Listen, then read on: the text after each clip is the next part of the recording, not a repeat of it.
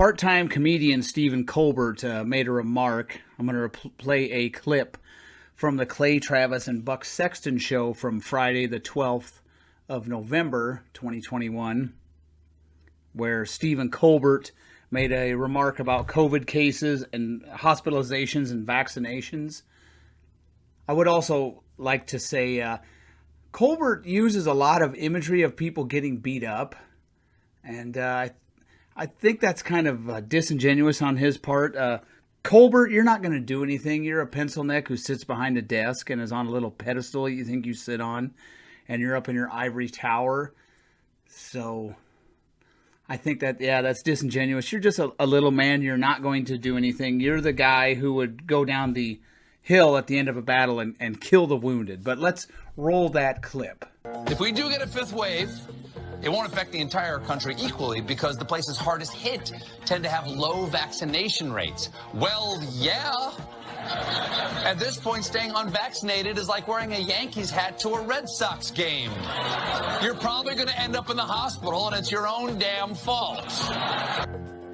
Welcome back to the Clay Travis and Buck Sexton show. I know that Stephen Colbert, I'm amazed when I walk to the radio studio here, Clay, because it's pretty close to where the Colbert show is filmed, and they have a live studio audience. And lots of folks will stand out in line for, feels like hours, to go see this very unfunny late-night show that they do over at the Colbert thing. And here's the problem they're going to run into. The numbers are going up in places with substantial vaccination rates, places like New York, California. So before we go any further, let me read a quote from Herr Fauci from back in June, if I remember right. Having about 50% of adults fully vaccinated and about 62% of adults receiving at least one dose across the U.S. as a whole means, as a nation, I feel fairly certain you're not going to see the kind of surges we've seen in the past. You look at the data from the UK, we can let's say Fauci's right about that. Well, or let's take that as the gospel truth. Since July 16th, the UK, and see the links underneath the video, I have all this documented, up, down, and sideways. Since July 16th, the UK has had a very hard time flattening the curve, and about 80% of their population's been fully vaccinated, and 18.4% have received their third dose. You look in Vermont, 81% of everyone 12 and older has been vaccinated. Yet, since the middle of August, the curve, has it been flattened? Ray Charles could see that graph and say, no, the curve has not been flattened. And yet all these states, their vaccination levels are well above what Herr Fauci set as his baseline.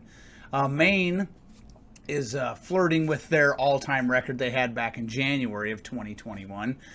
Since mid-August, they've also had a very difficult time flattening the curve. You're going to see this up in the Northeast, like Clay and Buck talked about this. I've been following this for a long time.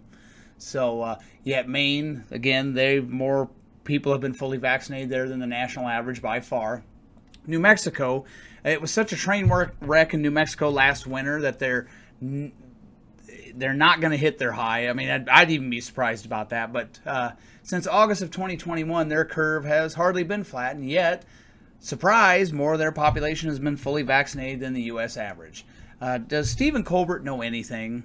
That's why I really don't listen to comedians, because they try to be funny. And, they say truth is stranger than fiction. Well, these guys really don't know much. That's why I don't listen to any of them. They're just blowhards who get paid to create hysteria and chaos and try to turn serious subjects. I mean, if you like it, that's fine. But if you listen to Dave Chappelle or Stephen Colbert or George Carlin and those idiots to figure out pop culture and what life is all about, well, you're in dire straits. New York, since August, their curve looks like a heart monitor. Are you surprised that New York's population has been fully vaccinated is much more than the U.S. average? So that's why I don't take Stephen Colbert seriously, and neither should you. Have a nice day, and don't thank me now for the sobering information.